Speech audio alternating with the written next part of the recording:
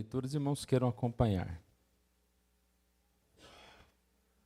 Salmo 39, versos de 4 a 7. Dá-me a conhecer, Senhor, o meu fim, e qual a soma dos meus dias, para que eu reconheça a minha fragilidade. Deste aos meus dias o comprimento de alguns palmos. A tua presença, o prazo da minha vida é nada. Na verdade, todo homem, por mais firme que esteja, é pura vaidade. Com efeito, passa o homem como uma sombra e vão se aquieta, amontoa tesouros e não sabe quem os levará. Eu, Senhor, que espero, tu és a minha esperança. Vamos orar? Pai querido, nós agradecemos aqui por esse momento que o Senhor nos dá, mais uma vez, de podermos estudar a tua palavra.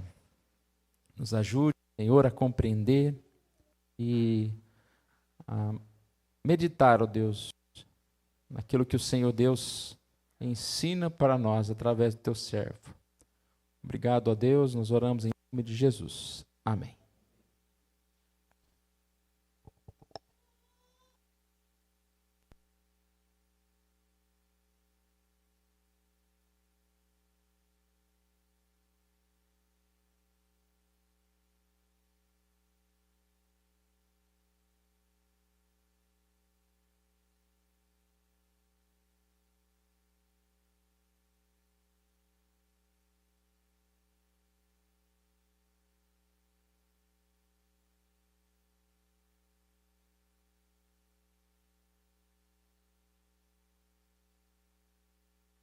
Aí, vamos lá.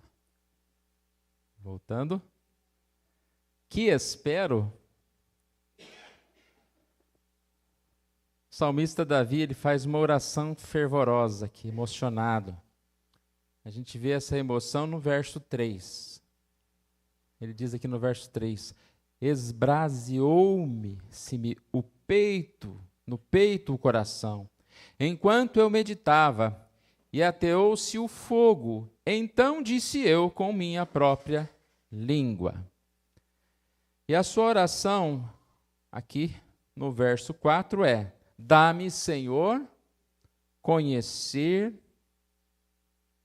dá-me conhecer, Senhor, o meu fim, e qual a soma dos meus dias, para que eu reconheça a minha fragilidade.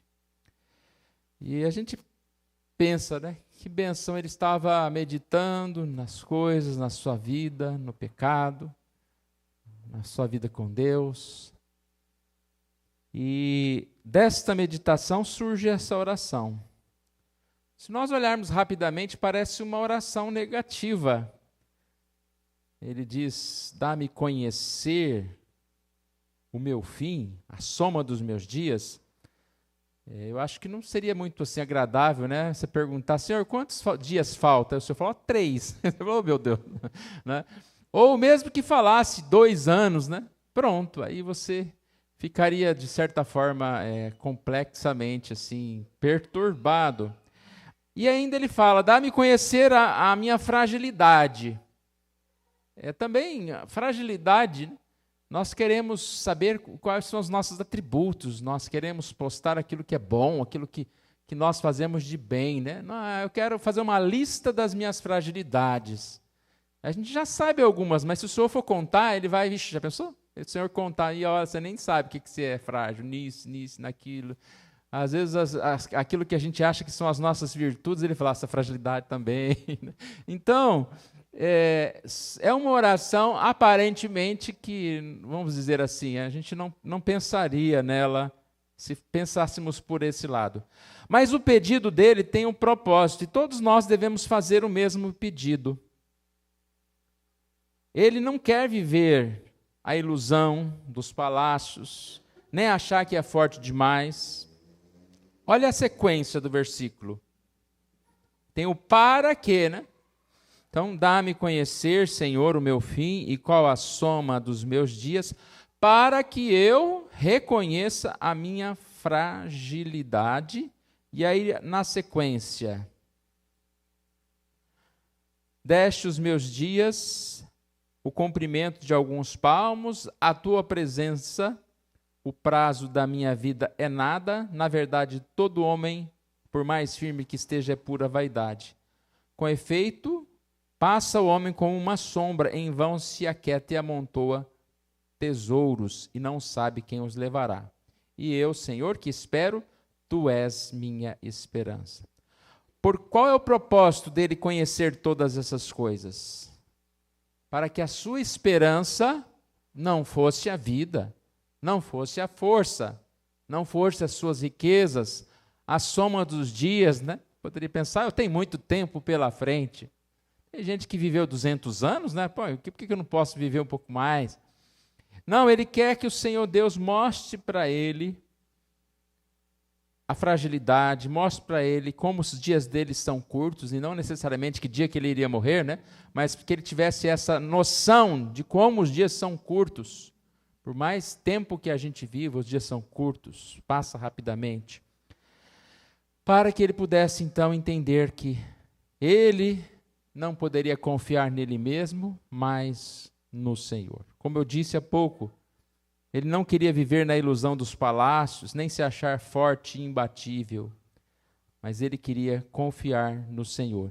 E a única forma de confiar no Senhor era deixar a confiança própria, pessoal. A partir do momento em que a gente tira todas essas referências pessoais, quem eu sou, quanto eu tenho, como eu posso, como eu sou jovem, como eu sou forte, não nos resta nada. E aí a gente percebe o quanto nós precisamos do Senhor. E ele faz a pergunta, Senhor, que espero? Ou seja, que espero? Logo ele responde, tu és minha esperança. Ou seja, Davi, ele percebe que o tempo era breve, que ele era frágil e que ele necessitava do Senhor, tanto nessa vida, mas principalmente para a vida eterna. Nós não podemos conviver, né, vamos dizer assim, e viver desfrutando simplesmente do mundo, sem pensar que a nossa esperança é o Senhor. Nós desfrutamos das bênçãos do dia a dia, de tudo que Deus dá, mas nós não podemos colocar a nossa esperança nestas coisas. O verso 6 diz, com efeito, passa o homem como uma sombra, em vão se inquieta, amontoa tesouros e não sabe quem os levará. Ele também fala a respeito da vida, né, como um palmo, a vida como frágil, como breve, e a nossa esperança, ela é no Senhor. Tu és a minha esperança. Deus é a esperança na vida e na morte, né? Na vida, porque nós sabemos que tudo o que nós temos vem do Senhor. Lembrando lá de 1 Coríntios 4:7, diz, pois quem é que te faz sobressair, e o que tens tu que não tenhas recebido? Então, na vida, tudo que nós temos e somos e vem do Senhor. Na morte, porque somente com o Senhor a vida continua. Então, a nossa única esperança é o Senhor. E nós precisamos reconhecer essa necessidade. E reconhecer essa necessidade nos deve levar a buscar mais o Senhor. Isaías 55, verso 3 diz, inclinai os ouvidos e vinde a mim. Ouvi e a vossa alma viverá. É o convite de Jesus para nós. Jesus disse, vinde a mim todos os que estáis cansados e sobrecarregados, eu vos aliviarei. E ainda em João 6,35, eu sou o pão da vida, quem vem a mim jamais terá fome, e o que crê em mim jamais terá sede. Está aí, irmãos, então a importância dessa oração de Davi. Quando ele diz, dá-me conhecer o meu fim, para que eu conheça a minha fragilidade. Nós só vamos perceber que a esperança que nós temos, que a única esperança que nós temos é o nosso Deus. Quando nós percebemos que tudo o que nós temos não passa de nada, de vaidade, de algo que passa rapidamente, como a nossa vida. Fala de medida de palmos, né? Dá para medir a vida com alguns palmos, como se fosse medindo. Quando você quer medir alguma coisa, não tem uma régua, ela vem medida por palmos. Algo muito rápido, algo muito pequeno.